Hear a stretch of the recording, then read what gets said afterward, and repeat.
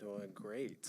It's nice to see a full room. My name is Duran Baker. As Rick mentioned, I serve as our Associate Athletic Director for Diversity, Equity, and Inclusion here within CU Athletics. I have the esteemed pleasure of moderating our first panel as we get started for the day. And so I'm actually going to ask my panelists to please come and join me. To start us off, our first session is around dollars and DEI and generating funds with your DEI initiatives. And so upcoming to the stage, I have Dr. Lynda Duran and I have Ian Moses. So let's give them a quick round of applause. And for Dr. Duran serves as the Diversity, Equity, and Inclusion Program and Assessment Manager, supporting DEI impact grants and providing consulting around inclusive, comprehensive assessment, development, and analysis. She completed her PhD in higher education at the University of Denver, where her research focused on designing culturally relevant pedagogy and curriculum that integrates student cultural skills and knowledge in higher learning. Dr. Duran holds a bachelor's degree in psychology from Colorado College and a master's degree in counseling psychology from the University of Colorado, Denver. Please welcome Dr. Duran.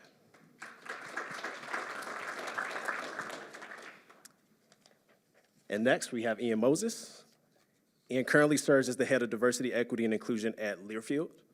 He is responsible for developing and promoting Learfield's diversity, equity, and inclusion strategy for employees, partners, and properties. And in his role, he's responsible for the continued development, promotion, and execution of Learfield's DEI strategy with a specific focus on building and supporting high-performance teams that are inclusive of the communities in which they live and serve. Previously, Ian served as a member and leader of Amazon Web Services, in addition to holding DEI dedicated roles for Allegis Global Solutions, as well as the head global inclusion and diversity, well, as the head of global inclusion and diversity, and also worked at Tech Systems, where he served as the regional inclusion and diversity manager. He's actively involved in program creation and content development to support company programs that are relative to DEI. At the end of each day, when he goes home to his wife and 3 children, he's reminded that diversity and inclusion is more than an initiative, it is a way of life. Please welcome Ian Moses. So thanks for joining us, team. Would love to get us started and just ask both of you to share a little bit about your backgrounds. How did you get to your role? And we heard a little bit of how you see it as a way of life, but would love for each of you to share how did you get to your current roles and how do you go about doing your day-to-day role in your roles as well? All right, thank you. Good morning. Good morning. All right, there we go. I'm going to have a little fun, so be prepared, all right? I got into the industry of diversity, equity, and inclusion because of really trying to chase a path down leadership. And as I chased this path through leadership, I realized and I recognized that there wasn't a lot of people that looked like me. And so it became discouraging, and I kind of lost my momentum and said, where am I going? What am I doing? And then an opportunity came across my desk to work in the DEI space on the recruiting side of the house. So building alliances, partnerships with different organizations that focus on underrepresented communities, working with different universities and going into different organizations to make sure that they had an ability to hire, retain, and attract diverse populations. And so when I saw this opportunity come across my desk, I said immediately, sign me up. And so I took that journey, went down that path, and I realized that, well, we can recruit, but we have to do what? Retain, right? And so that was even a harder issue. And a lot of it was a lack of education. So I've been in the DEI space for going on 10 years now. And so it's been a journey, but for the most part, what I've learned is that it's a lot of education, a lot of patience, a lot of grace, and a lot of understanding, because when you think about it, we all exhibit some sort of diversity depending on where we are, where we're from, how we were raised, how we grew up. And so all of us have an element of diversity to us. It's just figuring out how do we connect those things. The second part of the third part of DEI, which is inclusion. And so my focus is really around inclusion, really focusing on creating inclusive environments, allowing others to understand and get to know people from different backgrounds, and finding ways to bridge those gaps. So my journey was one that was started in a negative and then moved into a positive. I finally decided that I'm gonna leave from the chair that I was sitting at. I wasn't gonna wait for someone to promote me. I wasn't gonna wait for someone to anoint me into a leadership position. I said, I'm gonna leave from where I am. And at that moment, I just started to elevate others that may not have had the opportunities that I saw or that I had aspired to be. And from there, it was a snowball effect. Things started happening. I started to really be in rooms where I wasn't in before. I was being asked questions and ideas that people weren't asking me before. So I was like, wait a minute, hold on. And so I don't so-called say I have arrived, but I now have a voice and a platform where I can talk to people, help people, coach people, whoever they are, to see things with an inclusive lens. So that's a little bit about my journey on how I got into this space. All right, good morning, y'all. Welcome to CU Boulder. Thank you for making the trek over. I know it's a bit of a labyrinth at times, but I appreciate getting, for me too, still. I appreciate y'all coming to spend the day with us. Again, Lynda Duran, my pronouns are she and aya, and I think I've been kind of connected with DEI in some awesome ways through all of my experiences in education as a student, as a staff, as a faculty member, all the way back to middle school when someone trusted me to be the statistician for the basketball team, right?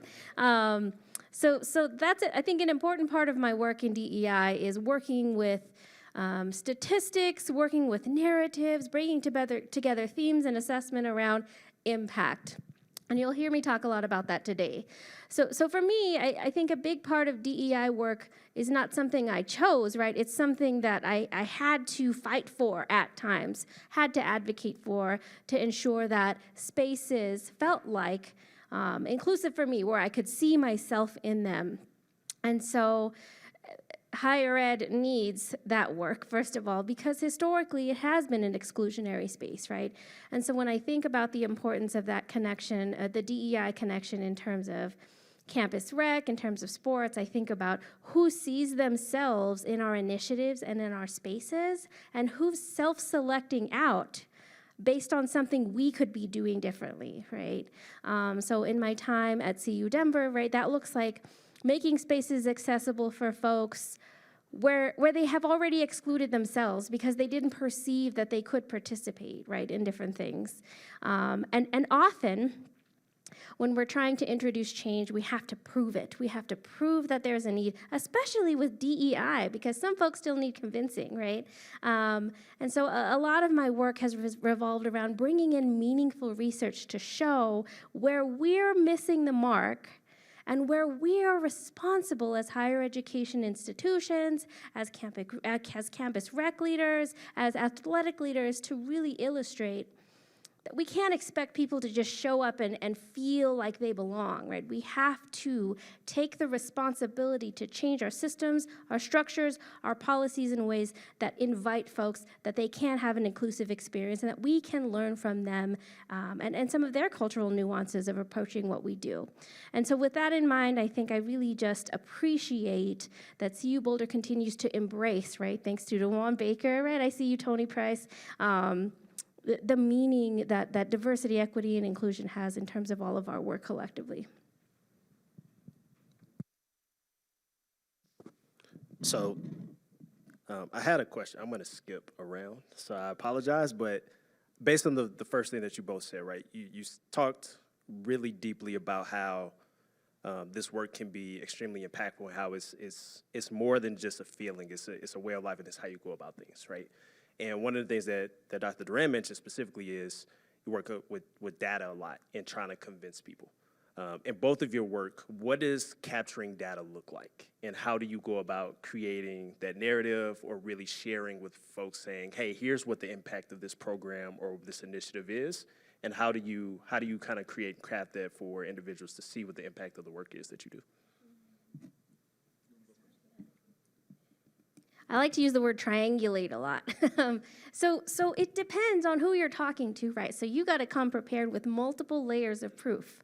And those layers have to speak to each other. So offering some high-level statistics about the compositional diversity of who is and isn't participating in our initiatives, that speaks to some folks. Who isn't coming, though? Who aren't we seeing in our spaces, right? And for some folks, right, figuring out the compositional diversity part takes time.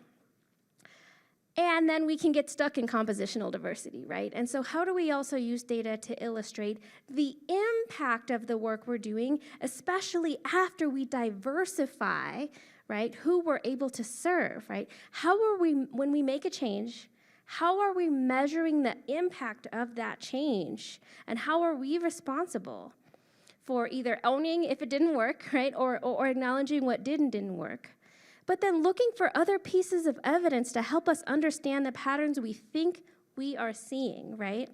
So yes, it's numbers, but it's also themes, right? Do you find that, your spaces are not really occupied on Fridays, and why is that a pattern, right? And what could look different to make it more accessible, if any?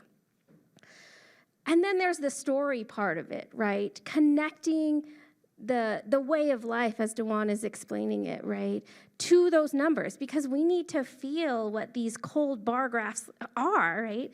And so for me, I think that's really also connecting with the narratives of the folks who are impacted by the work that we do and that we don't do, right?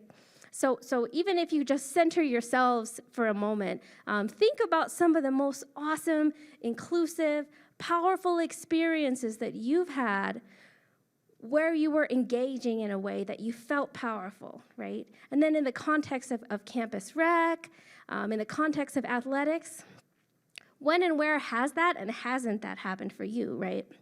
So I think about myself and my own narrative, and I think about how cool I feel, right? When I walk into a locker room with these random heels, and I'm kind of embarrassed clacking through, but I feel cool when I step out in my Air Max, right?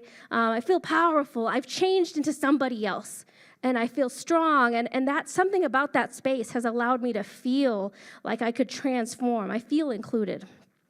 But then shout out to Nicole LaRoque, if she's in the room, who got one of our DEI impact grants to expand on gender-inclusive locker spaces, right? And damn, like I walk right into the gender binary when I go to the locker room, right? Me and my little heels. So I don't have to think about whether I'm going to be policed for which locker room I walk into. But when I think about, right, who are we forgetting, right? Who can feel more included in our spaces? I think about work like what Nicole has put together, and little things like that make a huge difference in terms of sending signals to who's welcome here, right? And so working on larger levels, who is and isn't involved, how can we measure that? How can we make changes? How can we measure the impact of that changes? And how do we triangulate, how do we connect all of that to the stories of impact for ourselves and for other people who are moving in and out of our spaces?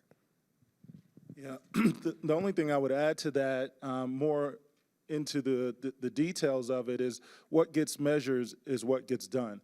And so from my lens, it's more about looking at your workforce, looking at your hiring, looking at your retention, looking at your promotion, looking at your data across all of the aspects of your business, and I'm speaking from a business lens because that's predominantly where I've spent my time, is being able to look at that data and to be able to see where is the growth, where's the gaps, who's not doing that well, so you can identify what programs you're going to start to create for those groups that may need X, or what groups are doing well, and so how do I now tap into those groups that are doing well to figure out what are you doing that's working so well, all right? And so how can we maybe take some of the ideas that's working well and maybe use them over here, right? Because like I mentioned earlier, diversity means something different to everyone. And so there's so many dimensions of diversity, and it spans across so many layers that it's just not one, size fits all. So we want to make sure that we're customizing our programs and our strategies and our initiatives to individuals, and in order to do that effectively, you have to use the data across all spans of your university, your business, the industry, your communities, being able to see whether or not, okay, I'm on to something. We did an event with Univision at Fresno State, and I don't know if you guys know much about the population in Fresno State, but it's 50% Hispanic. So it only makes sense, right, to broadcast a game in Spanish. And so for the first time ever, we partnered with Univision and had the first Hispanic televised broadcast game, football game, ever in history. But that's because of what the data told us, right? 50% of the demographic workforce or population in Fresno was Hispanic. So using that data to help you identify, what do I want to do here? What do I not want to do here, right? And then also be able to identify and close those gaps. A lot of times we talk about this in a broad swope, and you can't. You have to kind of isolate where those issues and those problems lie, and the only way that you're going to figure out where that is with the data. Now, I will say this. I've been looking at a lot of data lately, and sometimes my feelings get hurt because sometimes the movement of that data is very incremental. It's very small. And so it's tough, right? Especially if you're looking at it all the time. It's tough to see the lack of movement that you would like to see. And so sometimes you don't want to get overly caught up in it. You want to look at some of the anecdotal things that are taking place, and even go into some of the survey data, right? To be able to kind of see, what wins are out there, because it's important work, but sometimes it can get deflating if all you're looking at is data. So I'd love for both of you, so you both have experience with working either in a business sense, a grant writing process, providing resources or creating resources, creating revenue, something around that nature, right? Could you walk us through, similar to what Ian mentioned of, hey, we looked at this data and it created this initiative that we broadcast this Hispanic and Spanish broadcast for Fresno State. So for Ian or for Lynda, can you walk us through what it looks like to create a pitch or a grant to be able to, again, provide that resource or move that bottom line for your organization? Yes. So the first thing that you have to do is do your research. So I'll ask the audience a question. Who's talking about diversity? What companies? What companies are talking about diversity? Anybody? Name one. Come on now. What company is talking about it? Is Google talking about diversity? Yeah. Is Facebook or Meta talking about diversity? Absolutely. So every company out there is talking about diversity. And so all you got to do in any instance is go do a little research, right? Go pull up their website, type in Google diversity, equity, and inclusion, and you'll learn a whole lot about what their programs are, what their focus areas are. And so it starts there. It's doing your discovery in the beginning to understand what is of importance to this group. Is it the veteran community? Is it LGBTQ+? Is it the Black community, Hispanic? Is it women? What is the importance of this demographic or this organization or this community? And you start there, right? Doing the discovery to understand. And from there, you ask questions. You understand, why is this important? What do you hope to accomplish? What happens if you don't accomplish this? And once you start to do those things, now you can formalize a pitch or a presentation of some sort to help solve it. It's no different than you would do from a business development, fundraising, all these things. Sound familiar? You're gonna go out and understand what are the needs, what are the requests, what are the demands. And so we do that quite often in some of our spaces. I want to give a shout out to Dr. Bean. We had a partnership with her at OU, and she helped us to see some areas within that community where we could track or target a specific audience of Native Americans or Hispanic and align different partnerships with athletics and with those communities to drive revenue. And so we're doing a lot of that throughout different universities because we first start with the data, we do some research, and then we ask questions to figure out, what do you want to accomplish? And what do you want to eventually see? Another example of that is on the licensing side of the house. So we do do a lot with licensing with apparel and non-apparel. We recognize at the University of Texas Arlington, another largely Hispanic community, that they want to rock their gear. All right, so we brought in some Hispanic artists, had them create different artwork, and we put them on graphics and T-shirts, and we did campaigns, and those things sold out immediately. Operation Hat Trick, has anybody ever heard of that? All right, they're an organization focused on our military veterans and spouses. We work with them and launch multiple campaigns throughout the year to make sure that we are appealing to the military community. So it's just really going and figuring out what is the need, and then from there, customizing your pitches and your sponsorship packages to those needs. Anything to add? Yeah, I appreciate your point too about customizing too, because I think we have a lot of missed opportunities around looking at the intersections of identities that we could also be including. So what does it mean to be Spanish speaking and an athlete, for example? That looks different depending on where you step in. I think on a larger level, man, one thing that makes me really uncomfortable, but I know is important, is to focus on the ROI, return on investment. And if you're familiar with critical theory, right, it feels a little bit like what we call interest convergence. And it's important to be able to demonstrate, especially when you're seeking those dollars, how the organization is going to be impacted in the short term and how will it be a sustainable change over time, right? So we're not just looking for quick fixes, right? Did you triple the, I don't know, pick up basketball numbers in January, but then it fell off, right? Well, what does that mean, right? And so really trying to illustrate, I think, how an organization will be impacted by these changes. Sometimes folks do need convincing, right? Even in just the compositional diversity level, right? But beyond that, how do we illustrate for them what will be the impact on our organization if we have more inclusive spaces, if we are equity-minded by focusing on the folks who aren't being served right now, right? And that can be tough, especially when you're trying to convince folks to invest in something. So I think having a strong connection between, again, the data, but also the narratives of impact. And when you're doing all of that, I think, how do we also best center the humanity of the people we're trying to serve? And we can't always assume, because they have marginalized identities, that they're coming into our space at a deficit. In fact, they probably have some dope cultural contributions that they can bring into our space to help us better understand how we can be more inclusive, right? And so in the literature, we talk about that as having an asset-based lens or approach to our work, right? In fact, diversifying the number of programs we offer and how we're more inclusive is going to better serve our organization as well. It's not just about other people assimilating into our spaces, right? But they're also enriching our experience with the incredible cultural assets, with their ways of explaining to us how they engage with the space, how they find meaning in it, right? And so in turn, pitching newer ideas that we know are meaningful. One way we can do that is by posing it as a reciprocal benefit, right? Yes, we're investing in this initiative, and we're growing and enriching and nourishing ourselves in our organization by enhancing our perspectives and understanding on how to be most inclusive. And Duran, I want to add one more thing. She made me think about something. Once again, audience participation. You know when you get the big snack box or the chip box, and you have all those different variety chips that are in them?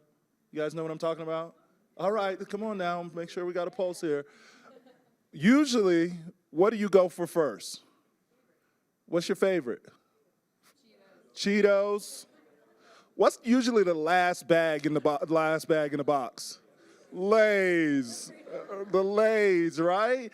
And so Lay's, believe it or not, right, they realized we're the last bag in the box. And so many years ago, they started bringing in different members of their organization from whether it be their employee resource groups or just different diverse cultures. And then all of a sudden, do you realize what started popping up with Lay's? Different flavors of Lay's.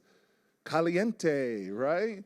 You know, limon, different flavors of Lay's, but that only happened through bringing in diverse perspectives, bringing in people with differences, because now they realize Lay's is the last bag in the box, and how do we continue to, you know, expand and grow? Another example of that is Hallmark. You know, Hallmark created greeting cards for years, but then they realized we're not appealing to a certain audience.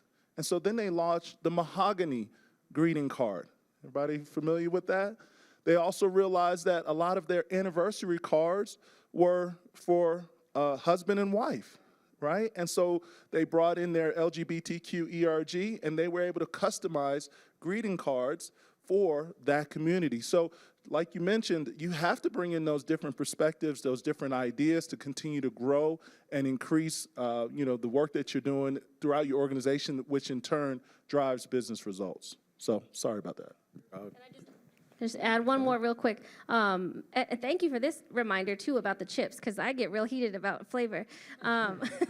Notice that when the question came out, what bag is left? I mean, I thought everybody was going to say Fritos, but there's some discrepancy out there. Some of you are not interested in the barbecue, for example. So in doing a pitch, I think it's so important to also remember who is your audience. We can't assume that they do or don't know. We can't assume that they value or don't value. So we have to be prepared to educate in ways that we can, yes, play on their values and interests, but also kind of invite them into some new knowledge to understand the true impact of the work that we're trying to propose. Don't apologize for answering more questions, because you make my job way easier. I have two more, and then we'll kick it to the audience to ask questions as well.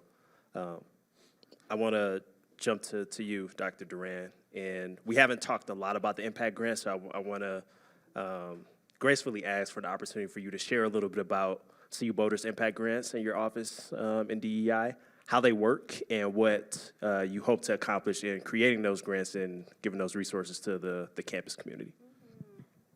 Absolutely. So the way that our area works, so I have the honor of serving within the Office of the Senior Vice Chancellor for Diversity, Equity, and Inclusion here.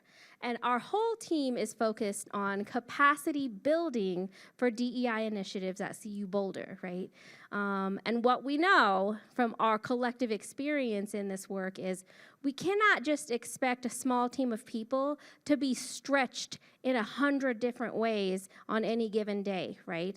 And so our focus is really on capacity building among the folks by empowering them responsibility to make change within their departments, within their units, right? Otherwise, I'd be doing 20 trainings a day, right? And I'd run out of Fritos, to be honest with you, because apparently that's popular.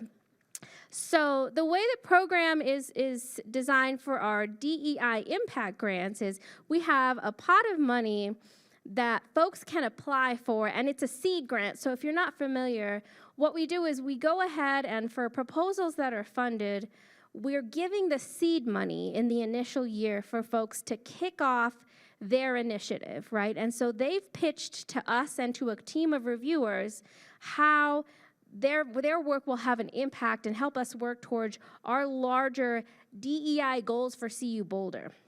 And so this is actually another kind of helpful strategy for a pitch. Find out how can you make those connections to the mission, the vision, and especially the values and outcomes that are put forth in whoever you're pitching to, right? If you see some synergy between yourself and some big dollar providers, do your research, right? What do they value, and how can you show a manifestation of your work through the lens of their values, right? And so here at CU Boulder, we want to see these DEI goals really mean something. And so in the program, folks can apply for funding for up to 5 years. In that first year, they're fully funded, and then after that, the funding amount reduces by 20% because, again, we're capacity building. And so we need departments to take on the responsibility for that work. And some of y'all know sometimes DEI work is seen as peripheral, as bifurcated, as separate from, as less rigorous, right? And I'm telling you here at CU Boulder, that's not the case, right? Some of the most incredible, robust assessment plans and demonstrations of impact are coming out of these DEI impact grants, right? And so we have a strong expectation that DEI is something we're taking seriously, that we're actually acting upon, but we're also collecting data on and responding to, right? So it's an iterative process, it's a collaborative process, right? It's not a competitive grant, but it is a robust grant in terms of expectations. And so when I think about that, and I think about some of the most successful initiatives in our first year of funding, I'm aware that there is no one perfect example of what a solid proposal is or what a solid program is, because there are so many opportunities for us to think creatively about how to embrace and enhance diversity, about how to be more equity-minded in how we design the experience, right? And how to make sure that we're meeting our inclusion goals and then challenging ourselves to further iterate in that respect. I'll add another plug for individuals who work within specific units. If you need some assistance, some guidance, Dr. Duran and her team are fantastic. I had the pleasure of serving on the review team, And I thought I knew what good grants were until I actually got on that team. And it provides a lot of insight to both of their points. What needs to be measured, what needs to be captured, and how do you actually measure the impact that you're trying to get. And they do a great job of being able to provide those resources and provide that guidance in writing those grants too. And so my last question before we turn it over to Zoom and then before we turn it over to the room as well. What advice would you give to someone who either works within diversity, equity, and inclusion, who works in connection to be able to start thinking more strategically on how do they shift their mindset to be able to affect the bottom line in some way, shape, or form? Yeah, I mean, kudos to University of Colorado, having leadership that supports that, it's refreshing. That's the first thing that I'll say. It's refreshing to see leadership that supports it. But I think it's not getting caught up in some of the narratives that we're seeing out there that are, creating negative publicity around DE&I. Let's not get caught up in those because we know what it's aimed to do. It's aimed to stop the work that's really been beneficial. But continue to measure what you're doing, continue to understand the impact that people are experiencing, from the different programs that you're putting in place, and continue to understand what needs to happen next. And so the only way that you can do that is by continuing to talk to others.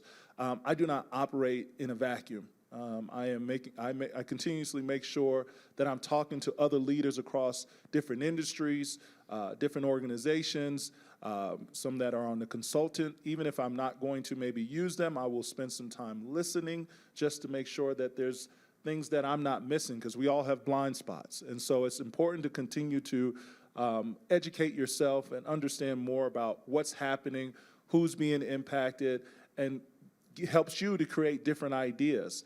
That's the other thing that I think is very important, is by bringing others into the conversation.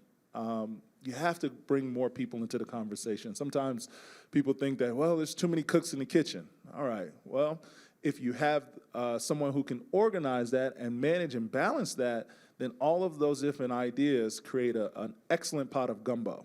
Okay, so it's important to continue to bring different perspectives into the conversation, and it's okay to disagree.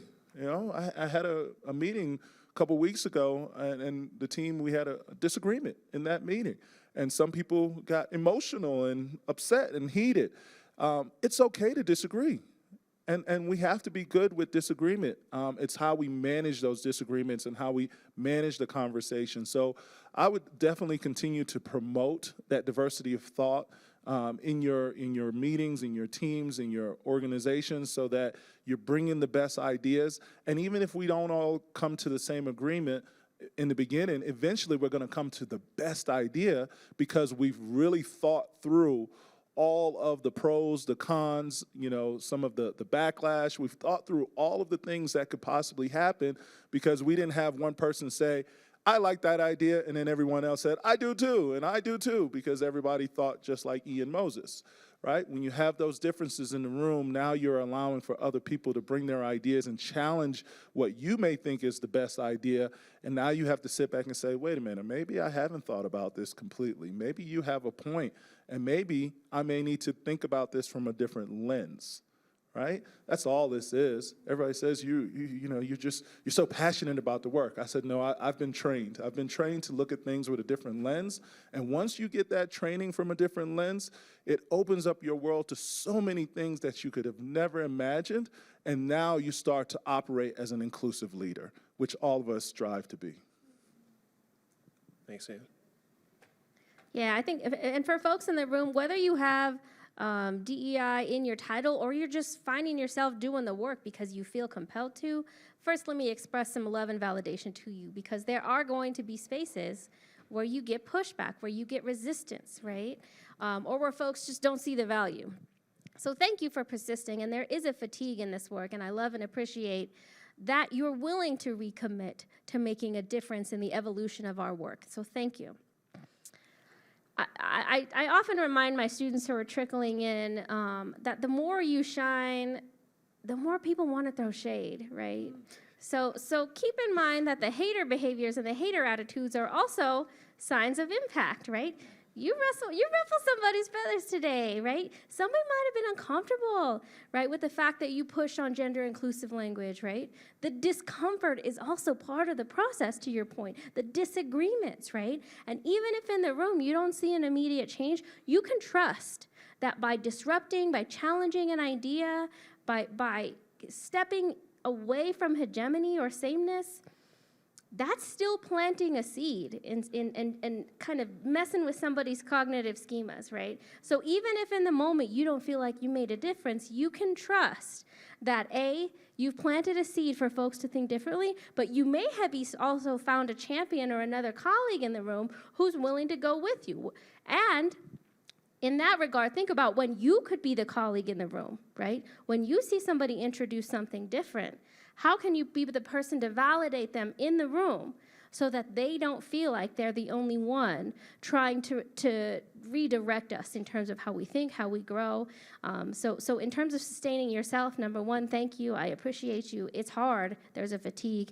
And find people who will go with you, who will collab with you, who will share their strategies with you, right? Because if we're going to do this work and sustain it, we do have to be able to do that together in ways that we aren't overstraining ourselves.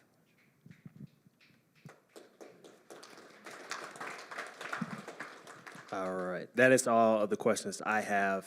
We do have Zoom members who have the opportunity to ask questions, and so I'm going to ask Louisa if there are any questions on Zoom. No questions on Zoom. So that gives us an opportunity for the individuals in the room. If there is anyone who would like to ask a question, we do have one mic floating around, and would love for any individual to ask any of our esteemed panelists any questions that they may have before we transition to our next session.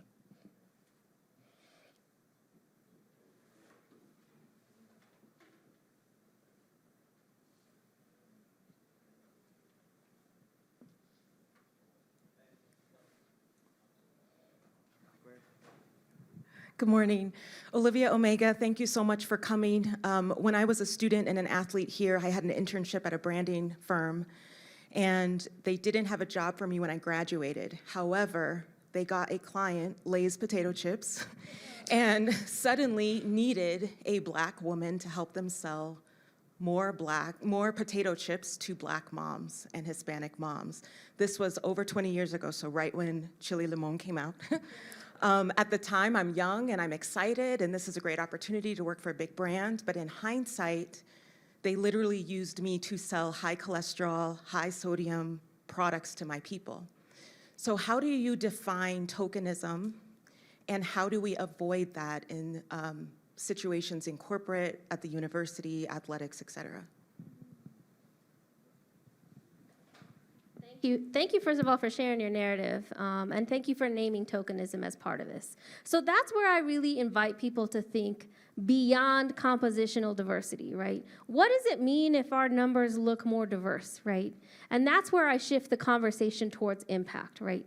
What will be, for example, the community impact of folks consuming more chile limon chips, right? I can't think of one, right? And we're not going to change Frito-Lay overnight, right? But for you, it sounds like that moment of reflection and understanding how we can also be tokenized, right, in ways that are ultimately just designed to produce profit. That's one layer, but then what I'm hearing you say too is there's another layer of harm that could be done, right?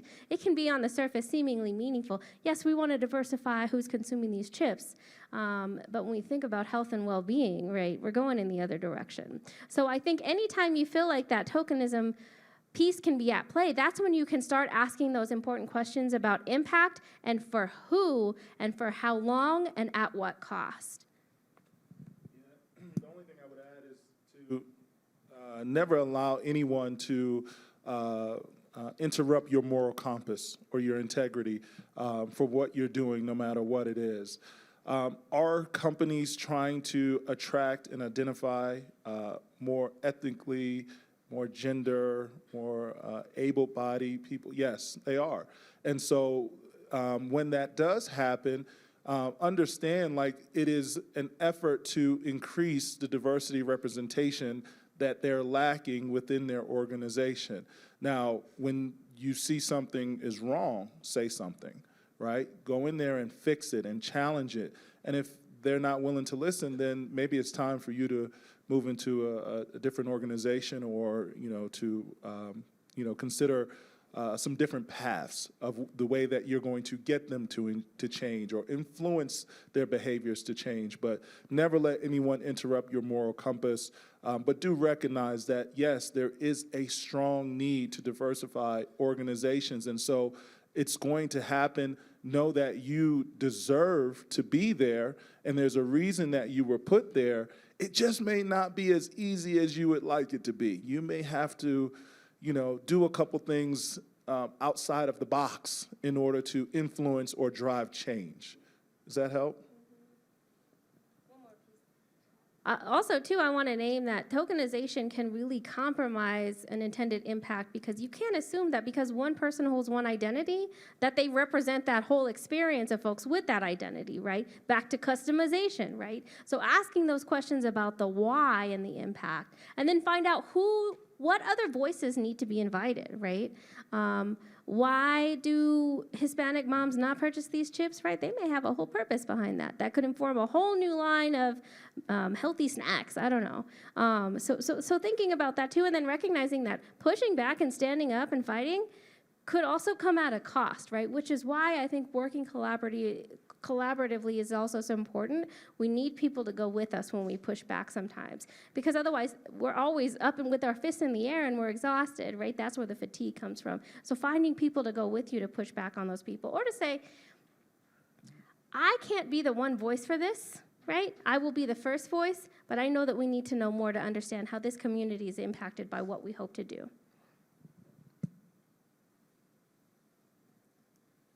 I think we have time for one more question before we close this session for the summit.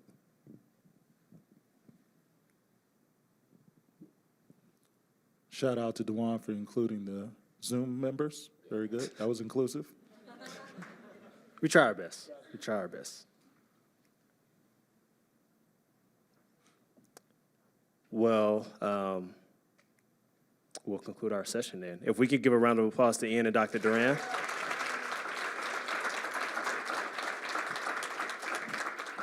Thank you for sharing your background, your perspective, your story, your narrative.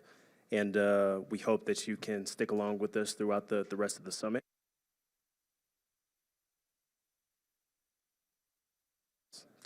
There we go. Our next session will start at 10 a.m., so you have a little bit of a break.